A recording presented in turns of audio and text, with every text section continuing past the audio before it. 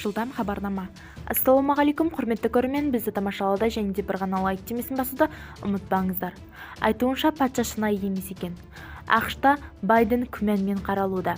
Желі тармақталында бір тақырып кең таралды және дәрігерлер президентке қандай дәрі беріп жатқанына қызығып отыр. Бізді тамашалауды жалғастырыңыз. Жылдам хабарнама.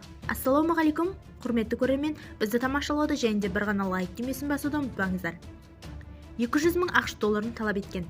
Астанада 4 ер адам Үндістан азаматын ұрлады деген күдікпен ұсталды.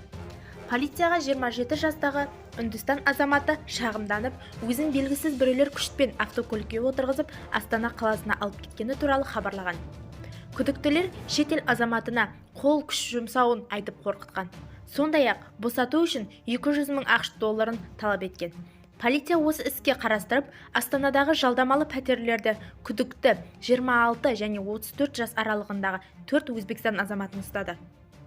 Аталмыш фактіге қатысты тергеу жүргізіп жатыр. Бізді тамашалауды жалғастырыңыз.